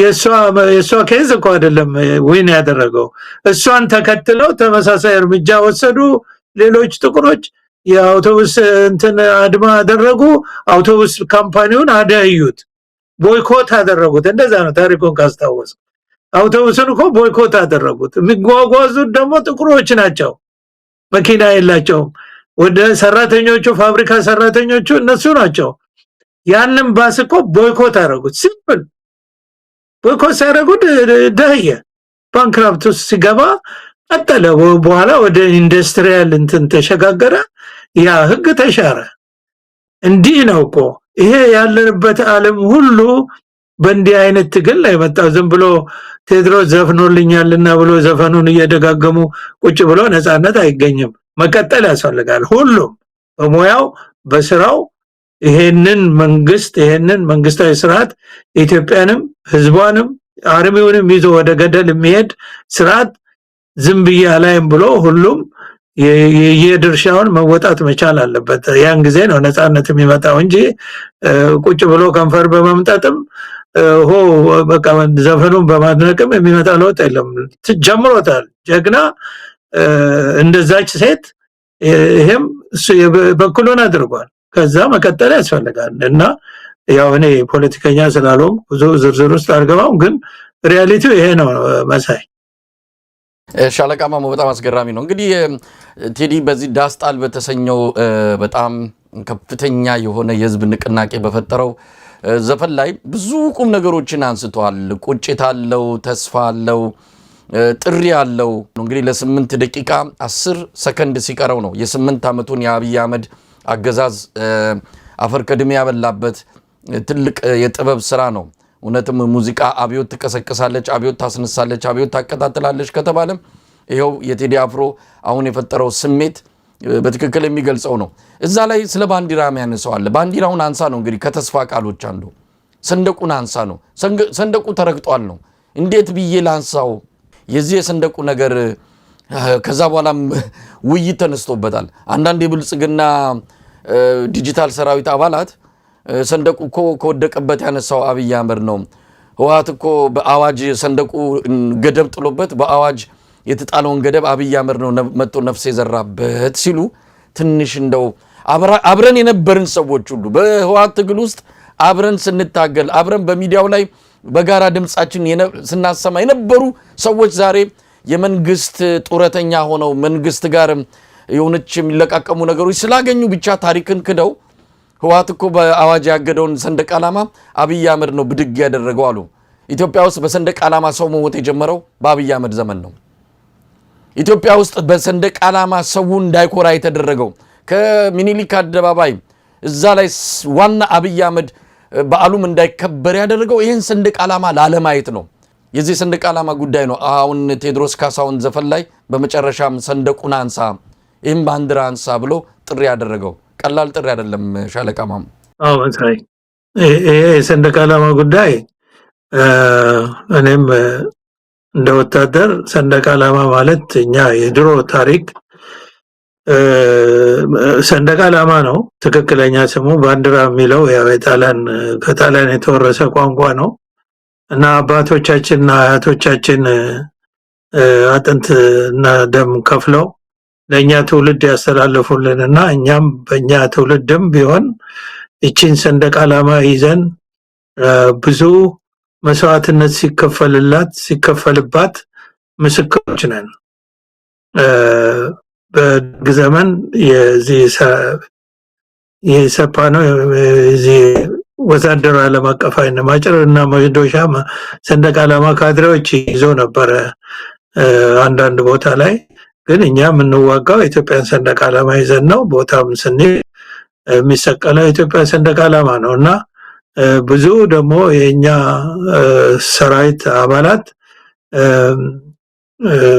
ሰንደቅ ዓላማውን እንደያዙ ቃል ኪዳንም የምንገባው ለሀገራችን እና ለህዝባችን ለመንግስታችን በንጉሱ ዘመን ጀምሮ ለሰንደቅ ዓላማው ነው እና ሰንደቅ ዓላማና ውትድርና በተለይ በጣም የተቆራኘ ነገር ነውና ሰንደቅ ዓላማ የአንድ ሉዓላዊ ሀገር የማይታደስ የማያከራክር መታወቂያ ነው። ልክ የማይለወጥ የማይታደስ ፓስፖርት ማለት ነው ለአንድ ሀገር። በቃ ሰንደቅ ዓላማ እንደዛ ነው። ምንድነው ቅድም የጠቀስከው ነገር ወያኔ የኢትዮጵያን ሰንደቅ ዓላማ ለመለወጥ ጥረት አድርጎ ነበር። በሽግግር መንግስት በተባለው ጊዜ ይደረግ የነበረው ውይይት ከመውጣቴ በፊት ሰምቻለሁ። ያ በኢትዮጵያ ህዝብ ትግል ሰንደቅ ዓላማ አልተለወጠችም፣ ግን ከሰንደቅ ዓላማ ጀርባ የሚል ፖለቲካ ነበር የሚያራምዱት። በተለይ መለስ ዜናዊ ከሰንደቅ ዓላማው ጀርባ እና እኛ ሰንደቅ ዓላማው ችግር የለብንም ከሰንደቅ ዓላማው ጀርባ ምንም ጀርባ የለውም። ሰንደቅ ዓላማ በፊቱም ብታየው በጀርባም ብታየው አንድ አይነት ነው። በቃ የአንድ ሀገር መታወቂያ ፓስፖርት ነው ምንም አይለወጥ የሀገሪቷ እና ብዙ ሰዎች ብዙ ህዝብ ብዙ ኢትዮጵያን ዘር፣ ቋንቋ፣ ሃይማኖት ሳይለዩ መስዋዕትነት የከፈሉባት ሰንደቅ ዓላማ የነጻነት ምልክት ነች። በዓለም ደረጃ ደግሞ በመኖርበት ዓለም አይተሃል አንተም እቺ ሰንደቅ ዓላማ የክብር መገለጫ ነች፣ የነጻነት መገለጫ፣ የጥቁር ህዝቦች መኩሪያ ነች። አረንጓዴ፣ ቢጫ፣ ቀይ። በካሪቢያን ሰዎች ደግሞ ይበልጥ እቺን ሰንደቅ ዓላማ በየከተማው ኒውዮርክ ብትሄድ፣ ለንደን ብትመጣ፣ ፓሪስ ብትሄድ፣ የትም ቦታ ብትሄድ የኢትዮጵያ ሰንደቅ ዓላማ የማያውቅ የለም። አረንጓዴ፣ ቢጫ፣ ቀይ የነጻነት የጥቁሮች ነጻነት ጥቁሮች በአውሮፓውያን ላይ ድል የተቀዳጁበትና እያንዳንዱ አፍሪካ ሀገር ደግሞ አብዛኛው አፍሪካ ሀገር በባንዲራቸው ላይ በቃይሮም ቢሆን አገለባብጠው የሚያደርጉት የኢትዮጵያን ሰንደቅ ዓላማ ነው። ትርጉሙን ባላውቀውም እስከ ሳውዝ አሜሪካ ድረስ የኢትዮጵያ ሰንደቅ ዓላማ የሚመስሉ ነገሮች አሉና ይሄ ምንም ከምንም ጋር የሚገናኛል። መንግስታት በሚመጡ ጊዜ በእንግዲህ ከአፄ ዮሐንስ ጊዜ ጀምሮ መንግስታት ሲመጡ በንጉሱ ጊዜ በአፄ ምኒልክ ጊዜ እንትኑ ላይ ሰንደቅ ዓላማው ላይ የሚያደርጉት ምልክት አለ። የመንግስት መታወቂያ ነው ያ። በንጉሱ ጊዜ አንበሳ ምልክት ነበረ፣ የዘውድ ምልክት ነበረ። ያ እንግዲህ የመንግስት መታወቂያ ስለሆነ በመንግስት መስሪያ ቤቶች አካባቢ ነው የሚውለበለበው የዛ አይነት ማለት የዛ አይነት ምልክቶቹ እና ሰንደቅ ዓላማው የመስዋዕትነት የነጻነት እና የሀገር ምልክት ነው። ሌላ ምንም እኮ የለው። ብሔር አይጠራ፣ መንግስት ስርዓት አይጠራ። እንደገና በዚሁ የዘለቀ ነው እስከ ዓለም አቀፍ ድረስ እና እኔ ይሄንን በወያኔ ጊዜ እነዚህ የወያኔ ሰዎች ብዙዎቹ የባንዳ ልጆች ናቸው ይባላል ባለስልጣኑ መለስ ዜናዊን ጨምሮ እና ትንሽ እኔ የሚመስለኝ ምንድነው ሰንደቅ ዓላማ የሚጠሉበት ከፋሽስት ኢጣሊያ ጋር የተያያዘ ጉዳይ ነው። የፋሽስት ኢጣሊያ የኢትዮጵያን ሰንደቅ ዓላማ በዓለም ላይ የሚጠላ ፋሽስት ነው። ፋሽስት ኢጣሊያ ዘሮቻቸው አሉ እስካሁን የልጅ ልጆቻቸው። እኔ እዚህ እንግሊዝ ሀገር ለንደን ውስጥ በስራ ጉዳይ አንድ ፋሽስት እንግዲህ ምናልባት የልጅ ልጅ ሊሆን ይችላል ልጅ ነው። በእርግጥ በዛን ጊዜ በእድሜ ከኔው እኩል ነበረ፣ ወደ early 40 ነው እሱም እኔም እንደዛ ነበርኩ። ተገናኝተን ልንጋደል ነበር። ላይ ባንዲራ አይቶ በጣም በተንኮል መንገድ ጠየቀኝ የማን ባንዲራ ነው ብሎ። እኔ ደግሞ አልገባኝም እና ስነግረው የሰነዘረው ቃል መርዝ ነበርና እኔም ትንሽ የዛን ጊዜ መታገስም አልቻልኩም። ልንጋደል ነበር እና እሱ እንደ እብደት ነው ያደረገው። ኢትዮጵያ ቅኝ ግዛት አልተገዛችም የሚለውን ነገር ራሱ እንዴት አድርጎ እንደተናገረኝ እኔ ነኝ የማውቀው። እና እውነት ለመናገር የኢትዮጵያን ሰንደቅ ዓላማ የሚጠላ በእኔ ድምዳሜ ፋሽስት በቃ ፊኒሽ። እውነቱን ለመናገር የኦሮሞ ልጆች፣ የትግራይ ልጆች የኢትዮጵያን ሰንደቅ ዓላማ ስንት የትግራይ ልጆች ናቸው ለኢትዮጵያ ሰንደቅ ዓላማ ህይወታቸውን የሰዉት ለኢትዮጵያ አንድነት ዳር ድንበሯ ላይ ናቅፋ፣ ቃሩራ፣ ቀይ ባህር፣ በምዕራባዊ ቆላ በደቡብ እስከ መረብ ወንዝ ድረስ ከትግራይ ጀምሮ የትግራይ የኛን ዘመን ነው ማወራው። በድሮ ዘመንማ በአፄ ዮሐንስ ዘመን እንዳሁን መስመር ባይዝም ያው ነው፣ ቀለሙ ያው ነው፣ አረንጓዴ ቢጫ ቀይ ነው። በአፄ ዮሐንስ በጉራ ጉንዳ ጉንዲ በሚባል ቦታ የግብፅን ወታደር ዛሬ በብዙ ዶክመንተሪ ያሉ እንዴት ተዋግተው እንዳሸነፉ በተአምር በሚባል ደረጃ እና አሉላ አባ ነጋ በዶጋሌ እነዚህ ሁሉ የትግራይ ልጆች የትግራይ አባቶች አያቶች ለዛች ሰንደቅ ዓላማ የሀገር ምልክት ነው፣ ሌላ አይደለምና ይሄንን የሚጠላ ፋሽስት ነው የኢትዮጵያን ሰንደቅ ዓላማ። አዎ ብዙ የዘር ፖለቲካ ብዙ ሰዎችን አእምሮ ለውጧል፣ ግን ሐሰት ነው። ከምንም ነገር ጋር አይገናኝም የኢትዮጵያ ሰንደቅ ዓላማ። እና በምን መጣ? በደርግ ጊዜ ምልክት ነበረ፣ ብዙ ሁለት አይነት ነው። የሰፓኮ ጊዜ ነበር ሌላ ምልክት አርማ ነበረ፣ በኢሰፓ ጊዜ ሌላ አርማ ነበረ። ያ የሚሰቀለው በመንግስት መስሪያ ቤት ነው፣ በቤተ መንግስትና በመሳሰለው። ያ ልሙጥ የሚሉት አሁን እነሱ ልሙጥ እያለ የሚጠሩት የአረንጓዴ ቢጫ ቀይ ብቻ ያለበት በደርግ ጊዜ ከለከል ነበር። እንደው ለመያዝ በአዋጅ የተከለከለበት ወይም እሱን መያዝ ያስቀጣ ነበረ። ማስቀጣት ሳይሆን ያ ነው የኢትዮጵያ ሰንደቅ ዓላማ። አንደኛ ነገር በትላልቅ መንግስት መስሪያ ቤቶች በተለይ ደግሞ አዲስ አበባ ይውለበለብ ነበር ይሄ አርማ ያለው። ለምን? ያንን መንግስት መግለጽ ምን አይነት መንግስት እንደሆነ ለመግለጽ ማለት ነው። ሶሻሊስት ይሆናል አንዳንዱ ማረሻ ምናምን ያለው እንደዚህ ያለው ዘንባባ ያለው ነገር የሚያደርጉት የመንግስትን መስሪያ ቤት መግለጫ ነው እንጂ ሰንደቅ ዓላማ ሁሉ ጊዜ አረንጓዴ ቢጫ ቀይ ፕሌን ነው። ማንም የሚከለክል ቀርቶ መጀመሪያ ነገር ያንን ማዘም አይፈቀድለትም። ያ የመንግስት አርማ ያለበትን ምን ብሎ ይዛል? የኢትዮጵያ ሰንደቅ ዓላማ ኮድ አለ አይደለም? እሱ የመንግስት መገለጫ ነው። ይሄንን የለወጠው በህግ የለወጠው ወያኔ ነው።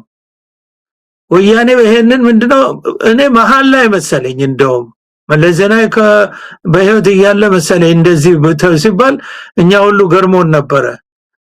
መጀመሪያ ነገር ሰንደቅ ዓላማው ቤተ መንግስት እንደዛ ከተሰቀለ የመንግስት መታወቂያ ከሆነ ወይም የብሔረሰቦች መወከልን የሚያሳይ ነው ይሁን እንደፈለገ ይሁን፣ ግን ያ ፕሌኑ ሰንደቅ ዓላማ የኢትዮጵያ ሰንደቅ ዓላማ ነው። የማይለወጥ የማይቀየር የማይታደስ ማለት ነው ፎሬቨር በዓለም ደረጃ በሀገርም ደረጃ።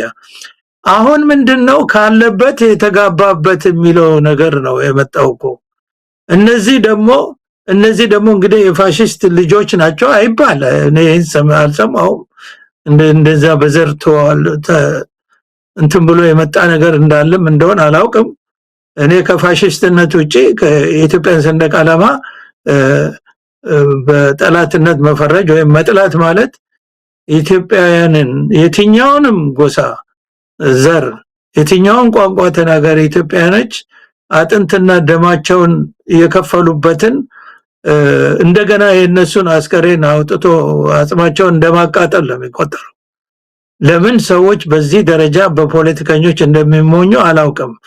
እኔ በጣም ጠንካራ አቋም ነው በዚህ ላይ ያለኝ። እኔ የኢትዮጵያ ሰንደቅ ዓላማ የፈለገው መንግስት የፈለገውን ያደርግ። አሁን ብልጽግና የሚባለውን ነገር ይሄ ምንድነው አሁን ስንዴ የሆነውን ነገር ስንዴ ማድረግ ይችላሉ። ግን እሱ የሚሰቀለው ቤተ መንግስት እንደ ውጭ ጉዳይ ሚኒስቴር ሊሆን ይችላል፣ በትላልቅ መስሪያ ቤቶች። የህዝቡ ሰንደቅ ዓላማ የኢትዮጵያ ሰንደቅ ዓላማ አረንጓዴ ቢጫ ቀይ ነው። እንደገና ደግሞ ካለበት የባሰበት ያልኩት የሰው ነጠላና የሰው ቀሚስ እየሄዱ ቀለም እኮ ነው። አሁን እኮ ለህዝቡ ባንዲራ እኮ የሚባለው ሲሰቀል ነው፣ መስቀያ ተደርጎለት ተንጠልጥሎ ሲወለበለብ ነው እንጂ ሸሚዝህ ላይ ያለው ባንዲራ ይባላል፣ ቀሚስ ላይ ያለው ባንዲራ አይደለም እኮ።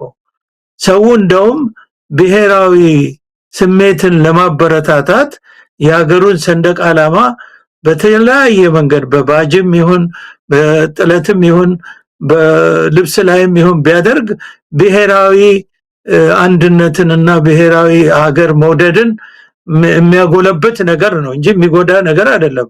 ከሰው ነጠላ ላይ እየቀደዱ መጣልን እኮ ያመጣው ደግሞ ይሄ አሁን ካለበት የተጋባበት የሚባል አይዲያው የወያኔ ነው ያመጣው ለመጀመሪያ ጊዜ በሀገራችን እላው ላይ የተለጠፈውን ካልሆነ እንዳትይዙ የሚል የነዚህ መባሱ እኮ ነው የሚገርመው። አሁን ህዝቡን ደግሞ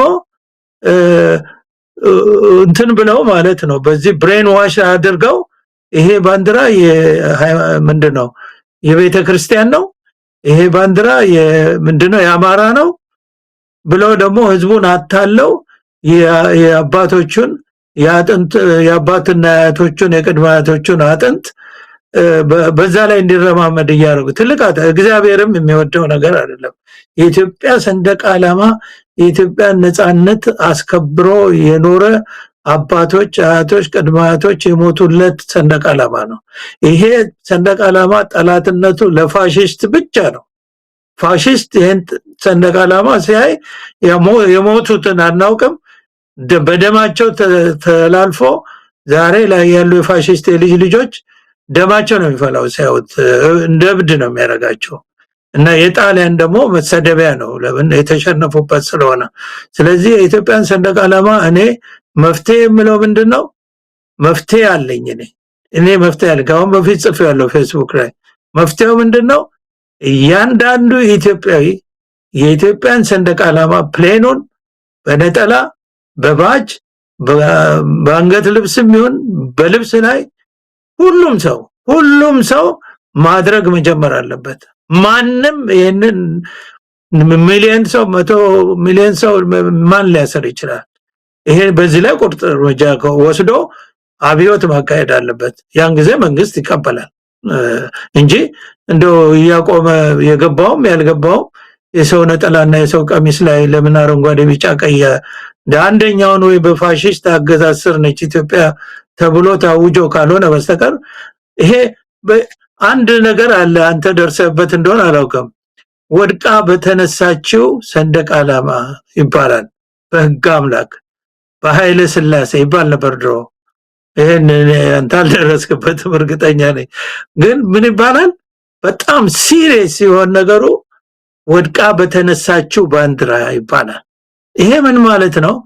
ጣሊያን ኢትዮጵያን ያን ጊዜ ለ5 ዓመት ሲይዝ ጣሊያን በተቆጣጠራቸው አካባቢዎች የኢትዮጵያ ሰንደቅ ዓላማ ወርዶ የጣሊያን ሰንደቅ ዓላማ ነበር። ያንን አርበኞች ተዋግተው በጀግንነታቸው መስዋዕት ከፍለው ጣሊያንን ባባረሩ የኢትዮጵያ ሰንደቅ ዓላማ የጣሊያን ሰንደቅ ዓላማ ነው። የጣሊያን ሰንደቅ ዓላማ ደግሞ አረንጓዴ ነጭ ቀይ ነው። ቢጫው ነው የሚቀረው እና ከዛ ተጥላ ለ5 ዓመት ከዛ በኋላ ነው በተለይ አዲስ አበባ ላይ የተውለበለበችው በነጻነት ጊዜ አርበኞች ሲገቡ እና ይሄ ሁሉ ታሪክ ያለው ነገር ነው እና የሰንደቅ ዓላማን ነገር ካላቸው ጥላቻ አኳያ በቢሮአቸው ከጀርባቸው ሆነ ብለው ለፎቶግራፍ በሚያመች ሁኔታ ይሄ መሃል ያለው እንትኑ ይሄ ሰማያዊው ፕሮፖርሽኑ ትንሽ ነው። ምን ያደርጋሉ አሁን በየቢሮአቸው አይተ እንደሆነ ይሄ በወያኔ ዘመን ሆነ ብለው ያው ማጥፋት አልቻሉም የኢትዮጵያን ሰንደቅ ዓላማ ሰውን ፕሌኑን አትያዛሉ። አሁን ምን ያደርጋሉ ሰማያውን ያጎሉትና የማን ሀገር ባንዲራ እንደሆነ እንኳን አይታወቅም። ይሄንን እንደ ምልክት ማሳየት ይቻላልና የኢትዮጵያ ሕዝብ እንደው ሌላው ቢቀር ሌላ ነጻነቱን እና ፍትህን ለማስፈን የሚያስችል ትግል ማድረግ ቢያቀተው ሰላማዊ ትግል ይሄንን አብዮት አካሂዶ ሁሉም ሰው የኢትዮጵያን ሰንደቅ ዓላማ ለብሶ ወጥቶ ልክ ሊያስገባቸው ይገባል እላለሁ። መሳይ እንግዲህ ሻለቃ ማሞ የሰንደቁ ነገር ከተነሳ ብዙ ምናልባት በሌላ ጊዜ ራሱን የቻለ አንድ ፕሮግራም ምክንያቱም በዚህ ዙሪያ ብዙ ጊዜ ብዙ ስላሉ ስለጻፉም በሰፊው እንደምንመለስበት ተስፋ አደርጋለሁ። አሁን ያነሳነው ቴዎድሮስ ካሳሁን ቴዲ አፍሮ በመጨረሻ ዳስጣል በተሰኘው ሙዚቃው ላይ አንሳው ይሄንን ባንዲራ እያለ ጥሪ ያደረገበት መሆኑ ያ ሰንደቅ ደግሞ ያው የኢትዮጵያ ሰንደቅ ነው፣ ሌላ ምልክትም ያለበት አይደለም። እሱን ያደረገበት ሁኔታ በራሱ አበሳጭቷቸዋል። የሞተች ናት ያቺ ባንዲራና ያቺ ኢትዮጵያ ሞታለች። በታረደ በሬ እርሻ አይታረስም ብለው ነው ዘፈን ላይም የገለጹት። አንድ የፕሮቴስታንት ሰባኪ እንደዚሁ አሁን በማህበራዊ ሚዲያ ላይ በሰፊው እየተሰራጨ አለ ሰባኪ ነው። መድረክ ላይ ወጥቶ ነው የሚናገረው። ቴዎድሮስ ካሳሁንን እየተቸነ ያለው እሱ ስለ ትላንት ነው። ትላንት ላይ ቆሞ ቀርቷል። እኛ ደግሞ ስለ ወደፊት ነው የምናስበው የሚል ነው። እንግዲህ የታሪክ አረዳት የታሪክን ጥቅም ትላንት ምን ማለት እንደሆነ ትላንትን ሳይዙ ነገን ማለም የማይቻል መሆኑን የትላንትን አስፈላጊነት ፈጽሞ ሳይረዳ ለመስበክ አደባባይ መውጣቱ በራሱ ትላንትን ፈጽሞ ነቅላችሁ ጣሉት አያስፈልግም ይመስላል የሰባኪው ንግግር። እንግዲህ ብዙ ጊዜ ቴዎድሮስ ካሳሁን ብሎታል። ዛሬ መጣ ነው በትላንት ነው ማንም አይደርስም። ዛሬ ትላንት ባንራመድ ኖሮ ዛሬን አንደርስም ነው። እና አሜሪካን ትላንትን እያስታወሱ ትላንትን እያከበሩ ነው ሀገራቸውን የገነቡት። ዛሬ የትም ብንሄድ ጎዳናው የትም ብንሄድ አደባባዩ በታላላቅ የአሜሪካ መሪዎች ስም ነው የሚሰየመው። ትላንትን ቆርጦ መጣል አይቻልም። ለማንኛውም ቴዎድሮስ ካሳሁን በዚህ ዘመን ላይ እንደ ሻማ ቀልጦ ኢትዮጵያዊነትን ሊያነግስ መጥቷል። ቀደም ሲል ያሉትን ለመድገም ያህል ነው። ዘፈኑን እየሰሙ ብቻ መቀመጥ አይደለም፣ ጥሪ ነው የተደረገው። በሰንደቁ ስም ጥሪ ተደርጓል። እንደው በመጨረሻ ከቴዎድሮስ ጋር አያይዘው መልእክት ካሉት? አዎ ይሄ ሰንደቅ ዓላማ ነገር አሁን ያነሳ ነው። ያው ከዚህ በእርግጥም መልእክቱም ሰንደቅ ዓላማን አንሶ ነው የሚነሳው። ደግሞ ትልቅ ጀግንነት፣ ትልቅ ድፍረት እና ራስን ለመስዋዕትነት ለሀገር፣ ለሕዝብ፣ ለእውነት፣ ለፍትህ ሲባል ራስን መስዋዕት ያደረጉ ብዙ ሰዎች አሉ። ብዙ ሰዎች እስር ቤት አሉ እውነት በመናገራቸው። ብዙ ሰዎችም ብዙ ጉዳት ደርሶባቸዋል እና ታሪካዊ ናቸው። ሀገር የምትቀናውም በእንደዛ ነው። ትልቅ ጀግንነት ስራ ሰርቷል ቴዎድሮስ ካሳሁን፣ አርቲስት ቴዎድሮስ ካሳሁን። ግን ትንሽ ጀግንነት ወይም ትንሽ ድፍረት ወይም ትንሽ እውነትን እንኳን ብድግ አድርገን ማንሳት መቻል አለብን። ሰንደቅ ዓላማ አንሱ ማለት ሰንደቅ ዓላማን ልበስ፣ በቃ ልበስ፣ በፈለግከው ስታይል ልበስ ሰንደቅ ዓላማን። ከዛ እስቲ የሚያስቆመውን እናያለን። እንደው ሌላው ቢቀር በየትም ዓለም ተሰምቶ ያውቃል የምትለብሰውን የጥለት የልብስ ጥለት የሚመርጥል መንግስት ያለበት ዓለም ተሰምቶም አይታወቅም። የፈለከውን ሰንደቅ ዓላማ ማድረግ ትችላለህ።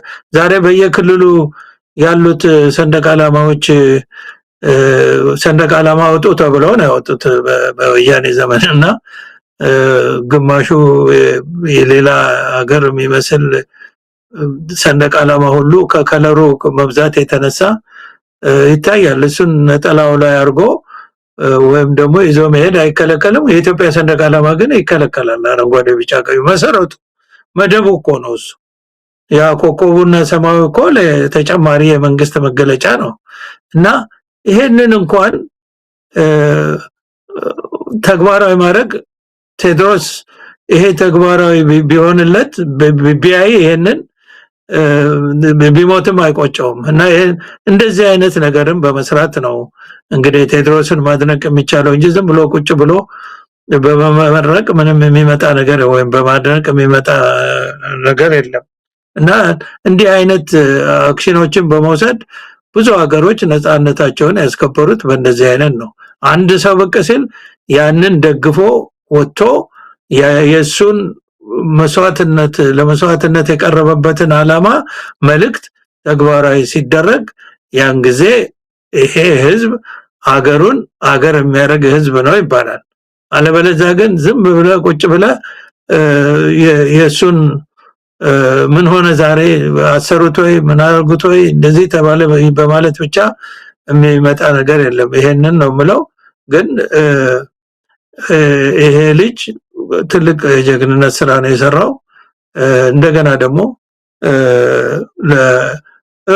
ብዙ ሰው ስለሱ ሲጨነቅ እዚህም በቤተሰብም በምንም እንደዚህ ጭንቀት ምናምን እሰማለሁ። ጭራሽ እኔ እናድዳለሁ ሰው እንደዛ ሲል። አንድ ሰው እኮ በቃ ልብ ሙሉ ጀግና ስለሆነ ነው አንድ ነገር ሪስክ ወስዶ የሚሰራውና ተውት። የሚመጣው ደግሞ እግዚአብሔር ነው የሚያውቀው። ራሱ ወስኖ የሰራው ስለሆነ ማበረታታት ነው እንጂ እንደው እንዲህ ቢሆንስ እንዲያ ቢሆንስ እየተባለ የሚደረገውም የፈሪ እንትን ጥሩ አይደለም። ይልቅ የሱን መልእክት ተቀብሎ ሀገርን ለማዳን ሁሉም መረባረብ አለበት ነው የምለው። መሳይ በጣም አመሰግናለሁ ሻለቃ ማሞ ለማ። እንግዲህ ትልቅ ታሪክም ነው የነገሩን የፕሮፌሰር መስፍን ወልደ ማርያም ድንቅ ታሪክ ነው። ካሁኑ የቴዎድሮስ ካሳሁን አልበም ወቅት ጋር በማመሳሰል ሁለቱ በኢትዮጵያ ታሪክ ውስጥ ገዝፈው ሊጠቀሱ የሚገቡ ኢትዮጵያውያን ናቸው። ብዙ በአርአያነት ሊነሱ የሚገቡ ናቸው። ፕሮፌሰር መስፍን ወልደ ማርያም አሁን በህይወት የሉም እንጂ አሻራቸው ምንጊዜም ከፍ ብሎ የሚነሳ ነው። ኢትዮጵያ በየጊዜው ዋጋ ይከፈልላታል ከትላንት እስከ ዛሬ። ዘንድሮ ደግሞ ያው ቴዎድሮስ ካሳሁን መሰል ሌሎች ጀግኖችም አሉ፣ ወደፊት ወደ አደባባይ ይወጣሉ። ጨርሰናል። የሚጨምሩት ከሌለ ሻለቃ ማሞ? እኔም ጨርሻለሁ። መሳይ በጣም አመሰግናለሁ። በጣም አመሰግናለሁ ሻለቃ ማሞ። በአንከር ሚዲያ ታዳሚዎች ስም ከልብ በማመስገን ነው የምሰናበቱት። እግዚአብሔር ይስጥልኝ። መልካም ጊዜ። እኔም አመሰግናለሁ። እግዚአብሔር ይስጥልኝ። ደህና ሁንልኝ።